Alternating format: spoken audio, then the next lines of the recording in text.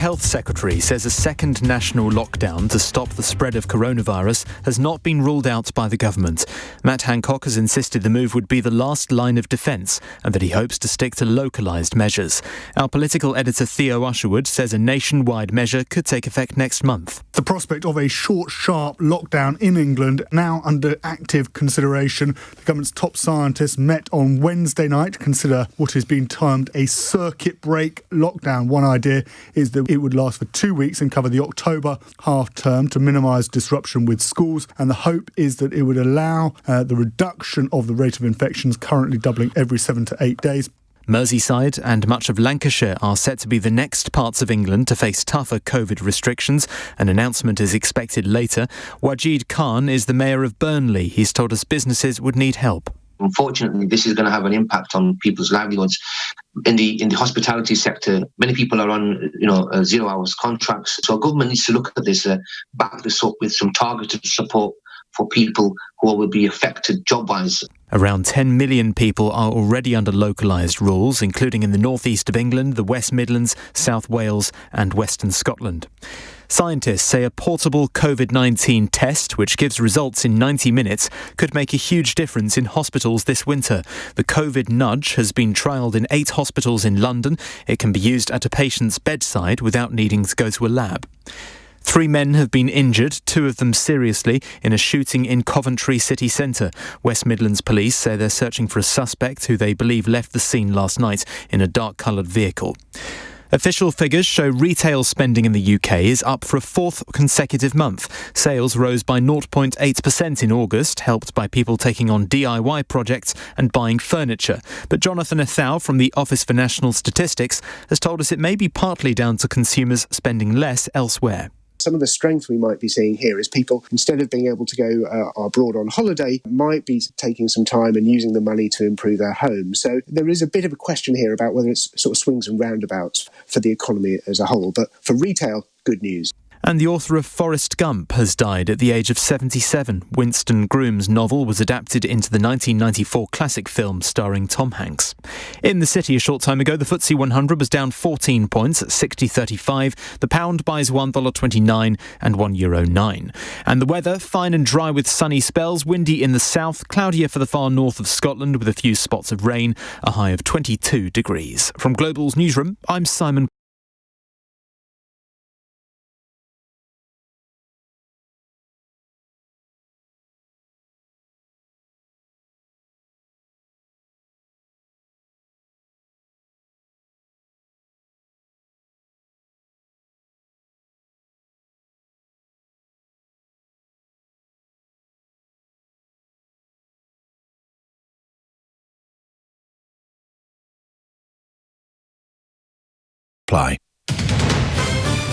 This is LBC from Global, leading Britain's conversation. Speak to Sadiq. The Mayor of London, Sadiq Khan, takes your calls. A very good morning to you. It is 3 minutes after 10 and the Mayor of London, Sadiq Khan, is in the studio. The switchboard is open for business. The inbox, whether you want to tweet at Mr James O'B at LBC or indeed drop a text to 84850, is also up and running. But priority, as always, given to the phones. And you can ask him anything at all.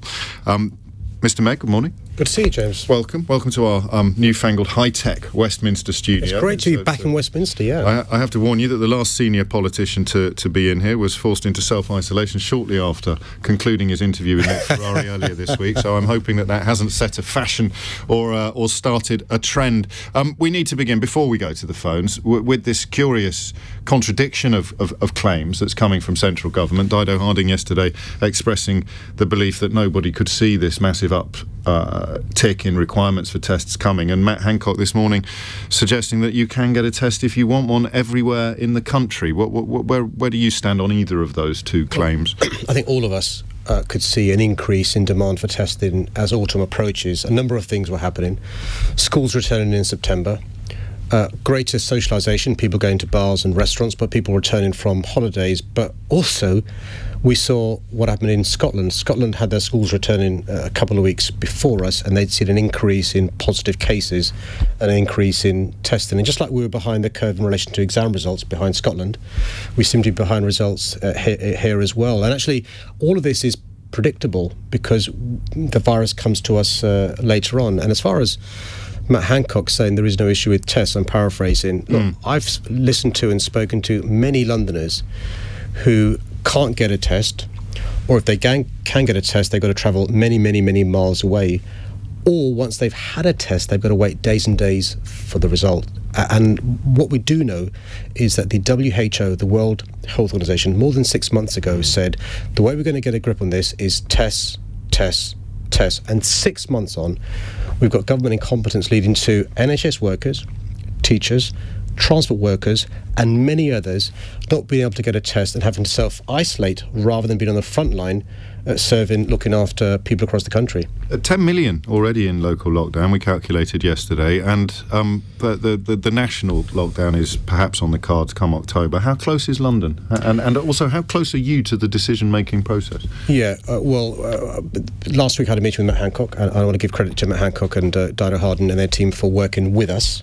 Really important. This is a team effort. It shouldn't be them and us. So no complacency. I get figures every day. And without wishing to alarm your listeners, the number of cases in London are going up, the infection rate is going up, and hospital admissions are going up.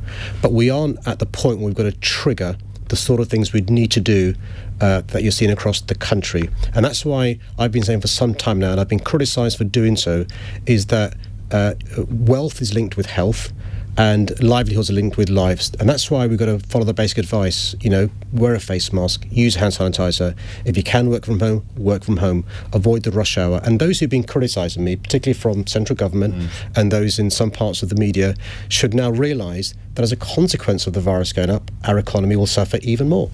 So it is like scales. And the rule of six is designed to mitigate the possibility of having to go further. So we've come out of lockdown, rates are going up, they've imposed the rule of six or introduced the rule of six as hopefully as a way of getting a handle on the upsurge without having to go as far as the lockdown. Yeah, and I fully support the rule of six. The rule of six is designed for us to avoid the virus spreading too fast, leading to the NHS being overwhelmed, leading to a further national lockdown. There will be, inverted commas, lockdowns, restrictions being imposed on people over the course of the next few days and weeks, and indeed we've seen the North East have a version of lockdown and have a version of curfews where pubs, bars, restaurants are closed at 10 p.m.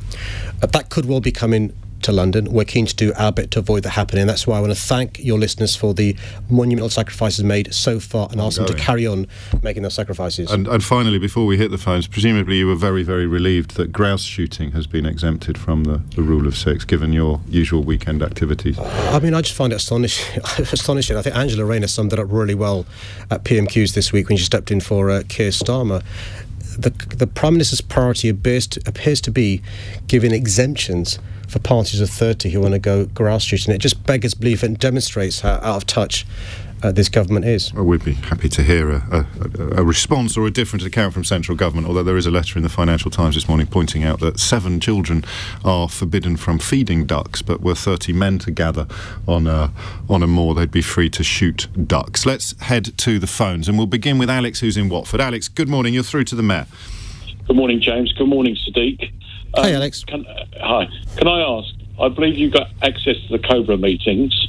Why don't you suggest in this time of national crisis that the Army take control of this testing procedure rather than put up this chest beating of a health minister and his cohort of Jason Rees-Mogg?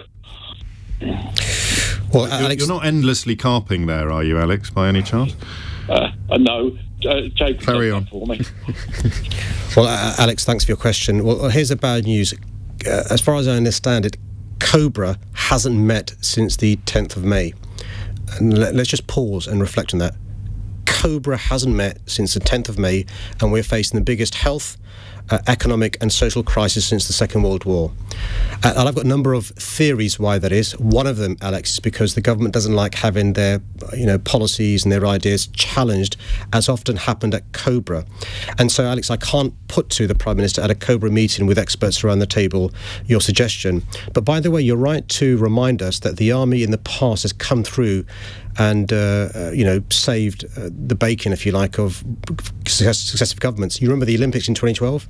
Security was a shambles. The army stepped in and sorted out security in the Olympics. You remember early on during this pandemic, real problems with the personal protective equipment being sent centrally, then passed out. The army stepped in and gave us a huge help. And you'll remember the Nightingale hospitals. The army played a huge role in coordination. So, Alex, good idea from you. I will pass this on, not through Cobra, because there is no Cobra, but through the Cabinet Office and through government ministers to see if there is a possibility of the army helping more. As I understand it, though, Alex, the issue that the government is saying is a shortage of laboratory space for the testing. And that's why when James asked me the question before about Dido Harding being surprised at the increase of tests being required in September, I'm surprised by her surprise, because it's perfectly predictable, not only because the WHO had said 6 months ago it's important, but back in March, if you remember, the government stopped community testing in March, frankly speaking, Alex, because they hadn't got enough tests, and that led to the increase in community transmission. So, I'm really concerned about the government's handling of this pandemic. I think it's led to more people catching the virus, more people losing their lives, and my worry is they've not learned the lessons of the first 6 months of this virus. That is, as you say, we should pause and take note. But the 10th of May, for the last Cobra meeting, is there a less alarming analysis of that fact? I mean, what would they say if they were here? We don't need to have a Cobra meeting because we're doing things differently, or do you feel that it is simply an implicit snub? It's not a question of snub. I think what the government may say is we speak bilaterally to Nicola Sturgeon, right, or to Mark Drayford, or to Sadiq Khan, or to Sadiq Khan. Right. Well, I've not spoken to the Prime Minister, but to Matt Hancock. But here's the point, Alex, that if all of us are around the table, the same table, the Sturgeons, the Drakefords, the Khans, the Fosters, the Hancocks, the Whitties, the Valances, the Johnsons, we can have a proper discussion. And discussion around a table is very different from a bilateral call, because often you're not aware of the full facts. So, for example, Alex, we would know that Scotland a few weeks ago opened their schools before us. They've seen an increase in cases, and we say, hold on a sec. We can now predict, hopefully, there'll be an increase in cases now. Let's get ready for the test. And this is my point why those sort of meetings are so important. And the reason why Cobra is important, by the way, Cobra works. We know it works because when there's a terror incident, Cobra meets. And it's successful at dealing with a terrorist incidents. We know in the past, at previous crises, Cobras have met and led to resolutions. And by the way, I speak as somebody who's been to many Cobras with different prime ministers. You do leave at the door the party politics. Honestly, it's a grown-up conversation, and people are tested and challenged. And the only thing that we can conclude from this, Alex, is the government doesn't like being challenged. And my concern is it leads to group thinking. Because if you are in any leadership position, whether you are, run a radio station, you're the mayor, you're the prime minister, you run a business, you're a football manager, and you're not challenged, you can often get into group thinking and lead to the wrong conclusion. And I think there's nothing wrong in kicking the tires, looking under the bonnet, and challenging leaders. And I think this government needs to be challenged internally, not yes men, and they tend to be men in the cabinet and a few yes women, and advisors who just do whatever the government says, but challenged by other people around the Cobra table. When did you last speak to the Prime Minister? On the 10th of May. You haven't had any personal contact with Boris Johnson since the 10th of May? No.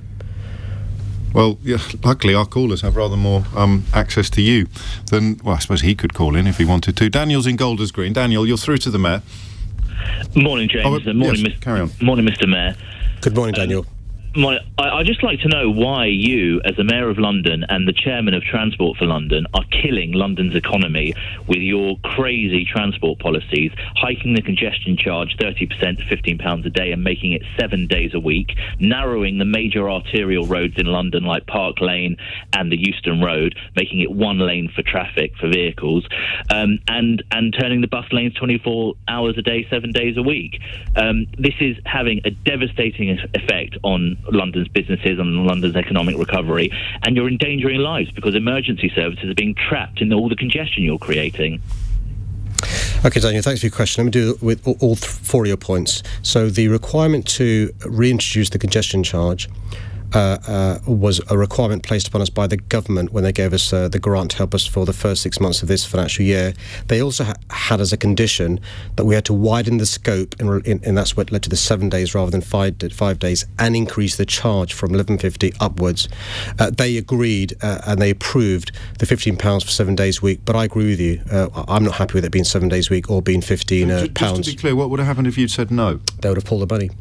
If they'd have pulled the money, Daniel, that would have meant we've had to cut services and I choose buses, trams, overgrounds at a time we need to be increasing public transport to avoid social distancing. So those were the clear strings attached to the money. So the money that would normally come in through fares wasn't coming in because... More than 90% we lost because we hemorrhaged passengers. And without that money, you can't keep the system running. Absolutely. So you go to government cap in hand for the money, and they say you can only have the money if you do these things. Yep. And then people like Daniel, quite understandably, are left with the impression that you have imposed this upon the capital. Do you think that was deliberate? Do you think this is what the government want people like Daniel to think? Oh, there's no doubt about it. There's an election coming up next May, Daniel, and the government attached a number of conditions they, in my view, wouldn't have attached but for it being an election year next May, increasing the fares from January, taking away free travel from under 18-year-olds, but also taking away some of the free travel for over 60s before 9:30pm. The other two issues, though, I'm really happy to support, which is how we deal with street space and how we deal with bus lanes. This is driving people potty. For those not familiar with the streets of London, because, of course, it is much quieter than usual, there's large plastic bollards up which have increased. That's a separate issue. No, but this is part of the issue, is that many thoroughfares have had restricted either to create pavement space or to create safe cycling, and the narrowing of lanes has kicked off right across the capital, which is contributing to traffic jams. Sure. Well, let me just explain the way the roads in London work, Daniel. So 95% of the roads aren't controlled by me. They're controlled by locally elected councils and councillors. And the side roads that James is alluding to is, again, the government saying to councils, and I support this, look, what we don't want is a car-led recovery. We want people to feel safe to walk and cycle. So we'll give you some money, and you have low-traffic neighbourhoods to make it more attractive to walk and cycle, to try and discourage rat runs. And I support that. Some councils have had issues in relation to their low-traffic neighbourhoods, and it's really important they listen to residents. In relation to the main roads, which is most of which I'm responsible for, I'm quite clear. I've seen what's happened in the Far East in relation to a car-led recovery, leading to one public health crisis replaced with another, COVID-19 replaced with poor quality air. So I am trying to encourage more people to walk, cycle, or use public transport.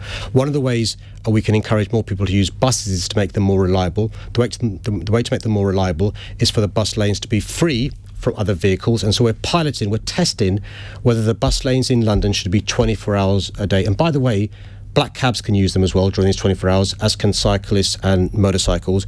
And the other thing we're doing is making it safer for people to cycle, particularly among busy, dangerous roads like Park Lane and Euston, because we know one of the biggest reasons why people don't cycle is because they're scared of being run over. But you have no mandate for this, and it sounds as if you're using the coronavirus crisis to smuggle in policies that are, I mean, obviously environmentally friendly, but they do make life considerably more difficult for many car users and drivers, and no one voted for that. Well, my promise to Londoners is before any of these schemes are made permanent, we'll properly consult. But actually the government said to us... You are using it as a cloak, aren't you, to bring in policies you like without necessarily having put them to the people. This is one example where I agree with the government. The government said to us, we'll give you this money, but you must spend it now. You can't consult and delay spending this money. And I agree with them, by the way. Why? Because this health crisis is now, and if we had the long normal consultations we do, it would delay us doing some of these works. My message to councils and to TfL is, if things aren't working, change them. You may need to, stop them, do a U-turn, or if it's the case that it can be tweaked or amended to be improved, do so. And the emergency services, Daniel? Oh, no. By the way, we're doing this because of the emergency services and the deliveries. So we had a number of concerns expressed about the ability of the blue light services being able to use our roads if there's gridlock. A slight increase in traffic leads to gridlock, and in fact we've seen car levels return to the same levels as pre-pandemic levels, and even a slight increase in car traffic leads to the blue light services and the delivery vans and lorries not being able to use our roads. So in fact we are supporting the services. There are one or two areas in London where there have been issues, and so we have made sure we work with those councils to avoid those issues happening. One example I can give you in Ealing, there was an issue, and the council was very good in resolving it. In Wandsworth, there was an issue on the A24. Again, we've solved that by moving some of the wands, and so we speak regularly, as you'd expect, to the fire service, ambulance service, and the police service about any concerns they've got to address their concerns for obvious reasons. The thing I find most frustrating about our regular meetings and your answers to many questions is this absence of authority. So, whether or not it's people thinking that you chose to bring in the congestion charge, or whether or not it's you pointing out that councils have control. I think, when you run next year, you should make a list of exactly what the mayor's powers are, exactly what they bear responsibility for, because I'm going to steer you next towards Hammersmith Bridge, which is frankly a debacle. An unbelievable state of affairs where, I'll just read you this from Julia, 4,000 school children who have no choice but to use unsafe river paths. You could have, I encountered, it's my neck of the woods this, an elderly couple who live on the south side of Hammersmith Bridge, and their doctor is on the north side, and they can't really get to the doctors. They're not very mobile under lockdown. They've closed it now to pedestrians and to cyclists. It's a blinking great bridge, very close to the middle of London. It's a thoroughfare, it's an artery, it's an essential route, and you're about to tell me that it's not your responsibility, and then I'll find somebody from Hammersmith and Fulham Council and they'll say it's not their responsibility, and then it's unlikely I'm going to speak to anyone from central government, but even if I did, they'd say it wasn't their responsibility. Who the hell is going to sort out Hammersmith Bridge, and when? Well, all of us need to. Well, firstly, can I say I understand and I share the frustrations of residents and businesses in that part of London who are suffering because of the bridge being closed completely since August and since April last year for vehicles. And there's a very good reason why the council took the right decision to close the bridge. It wasn't safe. The council owned the bridge, but the council can't afford to spend £140 million to get the bridge repaired so vehicles can use it, and nor can TfL for the reasons we've discussed. As you said, the fares have dried up. But even before the COVID crisis, we couldn't afford £140 million. So last April, in April 2019, I said to Grant Shapps, who was the Secretary of State, why don't we meet to discuss how working together, the government, TfL and the councils, we can get this bridge reopened as soon as possible. Last April, and last April. So you are doing what I said you'd do. I said all together. Let's resolve this together. And last April, I approved £25 million of TfL money to be spent trying to get this bridge open as soon as possible. So I wasn't passing the buck. I said let's meet to discuss the way forward, and I also approved £25 million to be spent, and we spent 16 million of the £25 million pound. Last April, I made the request. 7 months later, finally a meeting took place. I've put in 3 bids to the government, James, because I appreciate the concern to businesses and residents there. You mentioned the old couple and children. 3 separate bids to get some money to get the bridge repaired and opened. All 3 have been rejected. But the Transport Secretary on 2 occasions has taken the effort to go to that bridge. One occasion was during the general election in December, where he went with Zach Goldsmith, promised money before the election. Lo and behold, that money's not materialised. And 2, he went again last week with the Tory mayoral candidate to promise a task force. Look, we don't need a task force to talk about this. We just need the money to get it repaired. I'm happy for TfL to work with the government. The councils are really keen. They're cross-party. Richmond Council, Lib Dem, Hammersmith and Fulham, Labour. The local MPs are keen. I'm keen. We just need the government to work with us to get this bridge repaired and reopened. And yet, it kind of suits all parties for this buck to get passed around like a parcel, doesn't it? Because Grant Shapps no doubt sits back with a degree of relaxation when he sees you getting the blame for it still being closed, and you presumably would rather people pointed the finger at Grant Shapps. No, I want it reopened. I don't want fingers pointed or people cause further misery. I want this bridge repaired. It costs £40 million to stabilise this bridge, so for the short term vehicles could use it, and it costs £140 million for it to be fully repaired. How do I know that? Because I've spent TfL money to get these engineers doing this specific piece of work. So we've done the hard work. We just need now the government to agree to support the bridge being repaired so it can be reopened. I'm not interested in finger pointing or apportioning blame. I just want the repairs to be done so the bridge can be reopened. And you are telling us that the responsibility for that, the fiscal, the financial responsibility, lies squarely at the door of central government. It has to, because the council can't afford it. About 5 years ago, when TfL was in fairly healthy financial state, would you have been able to sign a cheque then?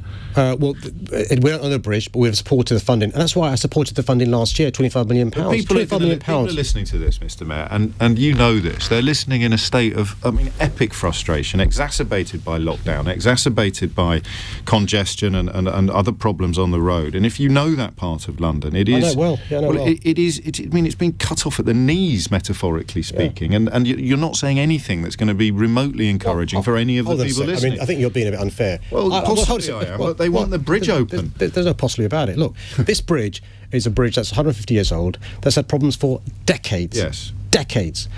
Notwithstanding that, and the fact that we don't own the bridge, last year I signed off £25 million to be spent on a bridge we don't own, that's been known about for ages, even though money was tight in TfL.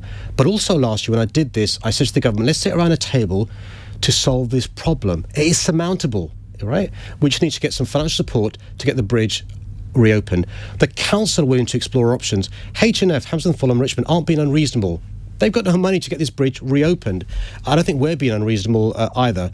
What we need is the government to support the bridge being reopened. And by the way, we've put in 3 bids to the government, shovel-ready projects that do a number of things. Firstly, we can get the bridge reopened sooner rather than later for walking and pedestrian. There could be a temporary walking and cycling bridge next door, but we could start works now to get this bridge fully reopened. And you've researched that, have you? Yeah, we spent £16 million for the £25 million. There was talk of an doing this inflatable research. Bridge at one point. Yeah. You send the army in to do the testing. The army, this is the sort of thing they could help with on a temporary basis.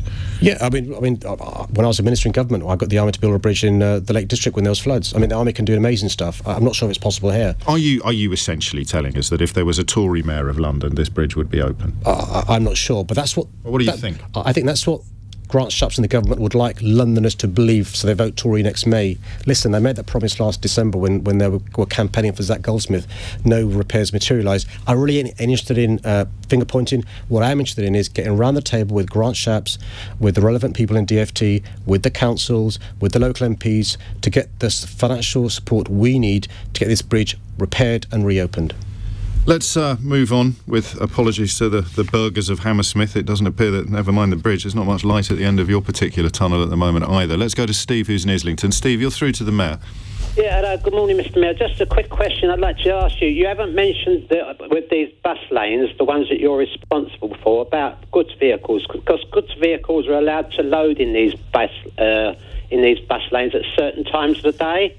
And also, just a little the other side of the coin of that, when you're allowing disabled people and goods vehicles to park in these bus lanes anyway, the bus just has to keep pulling in and out of the bus lane all the time. So I don't really see the point of it, to be quite honest with you. We touched on bus lanes. Steve, the question that you told the producer you were going to ask was about curfews, which affects all of London and indeed the wider country. But I'm not quite sure why you've chosen not to ask that, but I presume the Mayor will be happy to answer. Yeah, sure. I mean, Steve, that's an argument for not to have bus lanes. If we follow the logic of your argument, why bother having bus lanes? But you are right to raise the issue of goods vehicles and loading. We've had a number of businesses expressing concern about the viability of their businesses because of the issue, the impact on them. So we're speaking now to relevant councils to make sure we address the issue of loading for goods vehicles for businesses, and also we're making sure that all our policies are disabled friendly. We have had issues raised to us by not just individual disabled Londoners, by some of the disability groups we work with, and we're trying to address some of their concerns as well, because it's really important that we don't inadvertently cause problems for people who are disabled. If we were to have a curfew in London, this is what they've had in the North East, things are being expected to shut at 10 o'clock, what would you personally prefer? I mean, many people listening will be wondering whether you have any say at all in what unfolds, given that you haven't spoken to the Prime Minister since the 10th of May. But would you prefer a curfew to lockdown? And as a layman, what's the difference between chucking everyone out at 10 o'clock and chucking everyone else at 11 o'clock? The bottleneck is exactly the same size. It's worth just explaining to people why the curfew idea came about. So the curfew isn't anybody caught on the streets after 10 p.m. can be arrested. What the curfew is about, as I understand it, in the North East is, pubs, bars and restaurants should limit the amount of time people socialise, which leads to the virus spreading. And so by reducing the amount of time the bar and restaurant is open, it reduces socialisation, reduces the spread of the virus. So that's why they're asking pubs and bars to close at 10 needs p.m. explaining, because I don't mean to mansplain. I do this for a living. I didn't understand that. Yeah. So it's simply about making the window smaller. The window in which we could infect each other is made smaller without shutting it all together, which is what a lockdown would do. Exactly. And it's really important for us to try, and that's one of the reasons why in the Northeast as well, they're saying you can't visit people in other people's homes. They're not even saying it's got to be less than 6. They're saying don't go and visit, because they're also worried about the virus being passed on when you go and visit a friend, even though there's only 3 of you in the house. And so they're limited interaction because they're so concerned about the number of cases and the infection rate. What are you thinking at the moment, bringing all of these factors into consideration and contemplation about New Year's Eve? Is there going to be a firework display? What are the plans? What are we looking at? So I can tell you, James, there will not be fireworks on New Year's Eve this year like in previous years. We simply can't afford to have the numbers of people who congregate on New Year's Eve congregating. What we're working on, we're not in a position yet to say what it is because we've not done the details yet. What we're working on is to do something that people can enjoy in the comfort and safety of their living rooms on TV. And so as soon as we've managed to bottom that out, I'll be letting Londoners know, people across the country in fact. But we can't lose that slot, James. I'll tell you why. Because New Year's Eve is a really good opportunity for the rest of the world to see how wonderful our city is. And, particularly during a recession, we need to continue investment in our city and people coming to London. And so no fireworks on New Year's Eve. It'd be kind of hard to observe the rule of 6. How are you going to, if it's still in place, how on earth would you keep people out of town? Well, there'll be nothing happening in town, and so the key thing is to avoid there being a reason for people to come into in the middle of Trafalgar Square or on Westminster which did happen in previous years. You remember, we're old enough to remember life before. Bars fireworks will be open at the moment, won't they? People will be coming in for a drink, if not for a firework display. We'll have to wait and see how the virus pans out. I mean, it's still a number of weeks away. We're in September. But as it stands, no official celebration whatsoever in the capital. I can confirm there will be no fireworks this year. You've cancelled New Year's Eve, Sadiq Khan. I've cancelled the fireworks in the heart of London this year. Don't give my opponents an opportunity to write that headline, James, please. Claudia is in Balham. Claudia, you're through to the Mayor. Good morning, Sadiq Khan. Hi, Claudia. Hi, good morning. I just wanted to thank you for putting a request into City Hall for the freeze on rent increases. We're a family of 5 and we're facing eviction.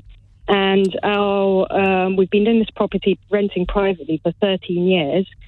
And it was bought out by property developers, and they've now come in and they're threatening to rent our rent by £400 a month. And I was just wondering if you could give me advice as to what to do, whether we take it to tribunal. Claudius, I'm really sorry. So first thing is, look, you must get advice from a housing expert. If you haven't got a housing advisor, speak to James, the producer, and I'll get your details and get one referred to you who can give you advice. Often, so we'll organise that advice for you. But what you've said to me is actually what I'm hearing from a number of Londoners happening, Claudia, which is we managed to persuade the government to stop evictions during the worst of the pandemic. I'm really pleased the government listened to us. The government also listened to us in relation to extending the evictions till September the 20th. So until September the 20th, Claudia, nobody can be evicted. But the problem is the government is stopping that on September the 20th, which is why your landlord's taking the action he is. And so the ask I've made from the government is to not just freeze rents for the next 2 years during this awful pandemic when we're in a recession as well, and when we don't know when it'll end and there's no vaccine, but also to give people like you a grant to make up the difference between the amount you can afford to pay and the amount the landlord is demanding, and to change how some of the benefits work to help people like you. I'd like to have more of a say about rents in London, because in fact in London there are 2.2 million adults who live in private rented accommodation, and a quarter of them are in your position, Claudia. So a quarter of them are worried about being evicted. And so I've been in touch with the government this week. I'm hoping they see to my my request. When I speak to colleagues in Scotland and Wales, they've done the right thing. In Berlin, by the way, rents have been frozen for the next 5 years. And so for your family in particular, it's important you get proper advice. But until the government gives us these powers and accedes to our request, I'm afraid we'll see more people like you, Claudia, being threatened with eviction and having to face the real uncertainty about where you're going to live with your family if you're turfed out of your current property. And do stay on the line, Claudia, and we'll put you in touch with the Mayor's office. He can put you in touch with the people who may be able to advise you. But I'm not wanting to add to Claudia's burdens. There's not a great deal that can be done in these circumstances. If the landlord says we're upping your rent by X hundred. Well, this is why the government's got to step in. I'll tell you why, James. Look, I have to point out that you're doing it again. I mean, here is a Londoner asking for your help, and you're saying I can't help you. It's all the government's fault. Well, the fault is the pandemics, which led to a recession, which led to people being arrears in rents, and that's why when these things happen, the government should step in to help out. Look, the government stepped in rightly to help out in relation to Eat Out, Help Out. The government stepped in rightly.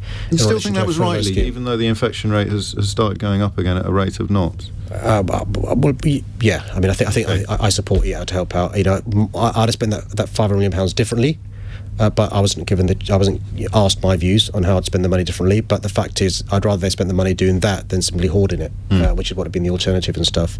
But it is the case that in the 1980s, the then government deregulated the rental market, which led to the rise of what's called assured short-hold tenancies, which benefited landlords and not tenants. Tenants have very little rights. Tenants can be evicted for no fault, even if they're not in arrears. And so, we need national legislation to change the law around housing. Because it leans towards the landlord and discriminates against the tenants at the moment. Speaking of discrimination, I mean, I'm no stranger to abuse on social media, but I often point out that as a straight white man, what I experience is nothing compared to what I would experience if I was none of those things. But rarely does that level of vitriol leak onto the streets. I saw some footage of you being accosted in the last fortnight. I'm sure you've seen it, but many people listening to this may not have done. So I'm going to play it now, and I'm going to ask you as a person, as opposed to a politician, how it makes you feel. And I'm going to ask you as a politician why this is. How often this happens to you, and where it leaves you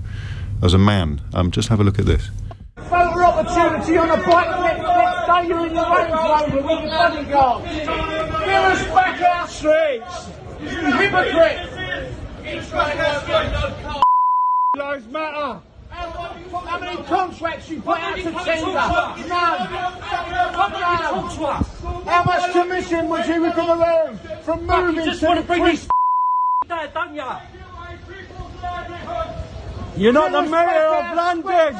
You're the destroyer of London. Drivers, but I watched that, and as I say, I've got thick skin. That's scary. Look, me personally, I've never allowed bullies to scare me. I've never been cowed by bullies since I was at school. I refuse to be bullied or intimidated by anybody. The distressing thing for me was I wasn't aware that it had been recorded, and my wife was very upset. My daughters were very upset when they saw it. My siblings were very upset. My friends were very upset. And a lot of the time when I experienced that sort of behaviour, I don't talk about it. That sort of behaviour?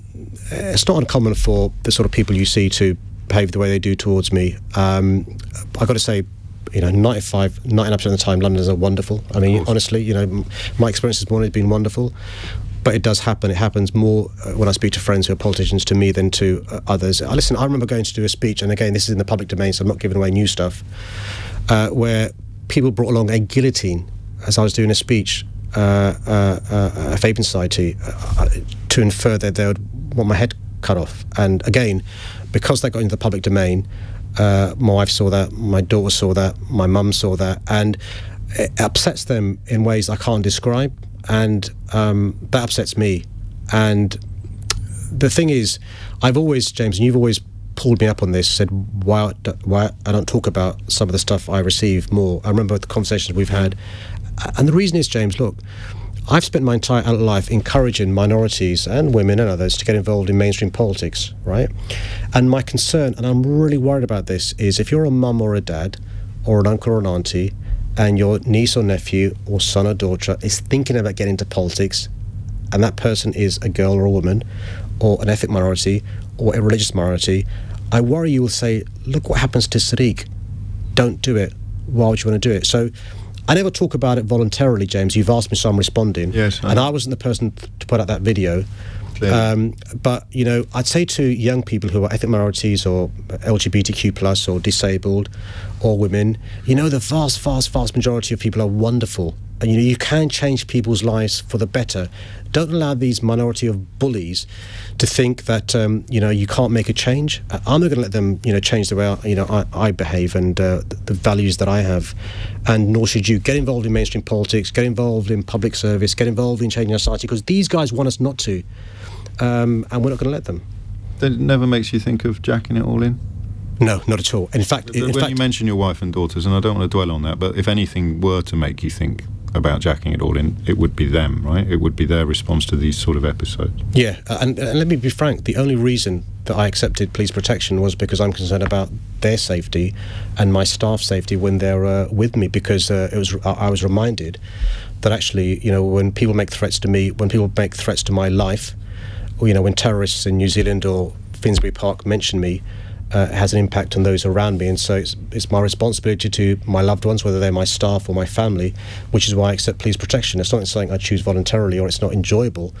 But again, I say to, you know, your listeners who've got children interested in politics or who are themselves interested in politics, you know, there have been bullies around since the dawn of time. All right, intimidation is something used intentionally to try and stop people like us getting involved in mainstream society. And, you know, the choice we have is, do we want, you know, one-dimensional leaders who are identikit, who went to the same school, speaking the same accent, are in the same gender, same ethnicity, dare I say, same religion, or do we want a diversity and a plurality when it comes to leadership? And I'm for the latter. Just by way of a punctuation mark on the nature of the bear pit and conflict, as you spoke, one texter chose to write in, why do you bend over backwards to please the black cab drivers when they are your biggest enemies? As I stressed at the outset, that was not representative. One of the bellowed phrases was "Black cab lives matter," but clearly those characters are not representative of the broader profession. Mayor of London Sadiq Khan, I suppose, you know, 10th of May 2020, you last spoke to the Prime Minister. We could probably say with some confidence that you'll be speaking to my listeners again before you speak to him. Always a pleasure. It's more important that I listen to your listeners, which I've tried to do this morning, and I do always and stuff. And thanks for having me, James. Pleasure. Thank you. Sadiq Khan, Mayor of London. The time now is 10:41. This is LBC.